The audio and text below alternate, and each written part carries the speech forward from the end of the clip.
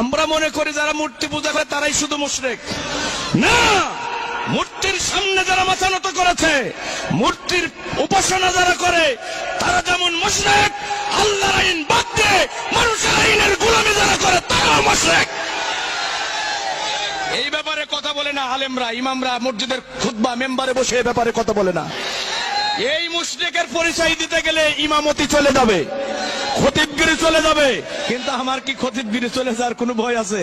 নেই তো, নাই মেহেরপুরে আসতে দেবেন না, এর বেশি তো না, নাই গুলি করে মারবেন। তা আমি বিশ্বাস করি 1 সেকেন্ড আগেও মরণ হবে না, পরেও মরণ হবে না।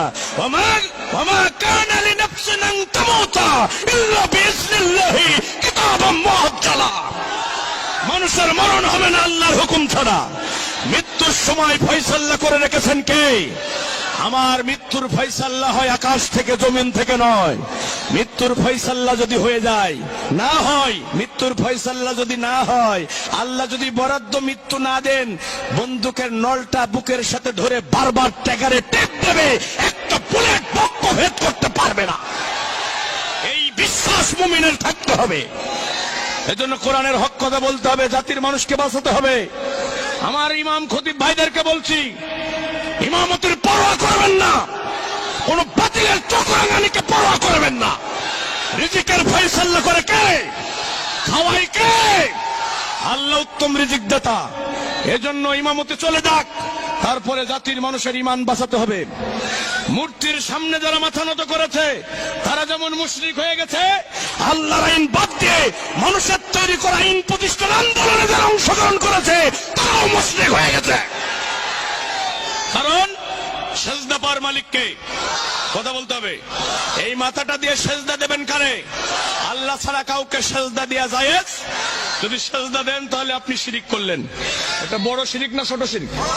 শিরকে আকবার। এ ভাই, যতগুলো কারণে মানুষ কাফের হয়ে যায় তার মধ্যে 1 নম্বর কারণ হলো আল্লাহর সাথে শিরিক করা, মানে শিরকে আকবার। আমার লেখা বই আছে না, ইমান বিনষ্টের কারণ, পড়েন নাই আপনারা? 1 নম্বর কারণ হলো আল্লাহর সাথে শিরিক করা। আল্লাহর সাথে গোটা দুনিয়ার উলামায়ে কেরামের ব্যাপারে একমত, কেউ যদি শিরকে আকবার করে সে আর মুসলমান থাকে না, সে কাফের হয়ে যায়, সে বেঈমান হয়ে যায়। ভাইরা আমার, সেজদা পাওয়ার মালিক আল্লাহ। আল্লাহরে বাদ দিয়ে, আমি সেদিন নতুন মদনাডাঙ্গায় বলেছিলাম এ ব্যাপারে দীর্ঘ সময়, আল্লাহরে বাদ দিয়ে মূর্তির সামনে মাথা নত করলে যেমন ইমান নষ্ট হয়ে যায়, লোকটা কাফের হয়ে যায়, মুশরিক হয়ে যায়, অনুরূপ ভাবে আইন দেওয়ার মালিককে আলা লাহুল খালকু ওয়াল আমরু। আল্লাহ বলছে সাবধান সাবধান, সৃষ্টি যার আইন চলবে। কথা বলতে হবে মেহেরপুরের মুসলমানের, আকাশের স্রষ্টাকে, জমিনের স্রষ্টাকে, গ্রহ নক্ষত্র তারকারাজি সৃষ্টি করেছেন কে? এখানে রাজত্ব চলবে কার? কোন ব্রিটেন কিংবা আমেরিকার রাজত্ব আমরা মানি না, দিল্লি কিংবা ওয়াশিংটনের আইন আমরা মানি না।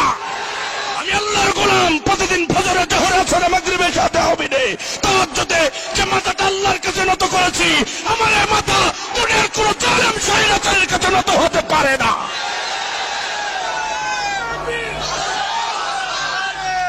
কথা বোঝেন নাই? বোঝেন নাই?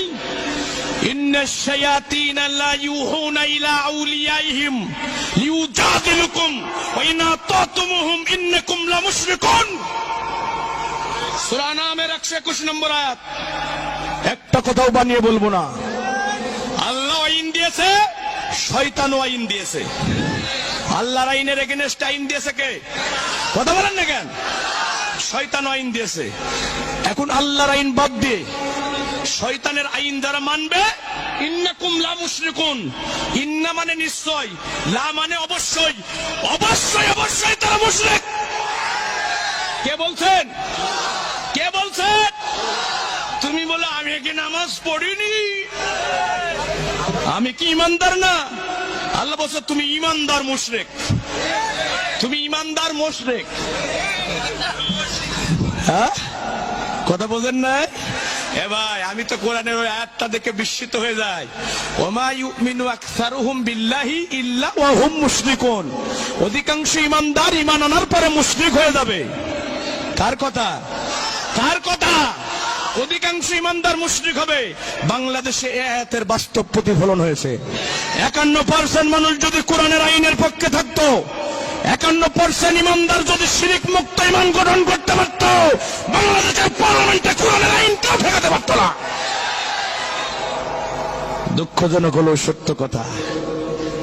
আমরা নামাজও পড়ি, রোজাও করি, হজও করি, জিকিরও করি, কিন্তু কোরআনের আইন দিয়ে সমাজ রাষ্ট্র চলুক এটা আমরা চাই না।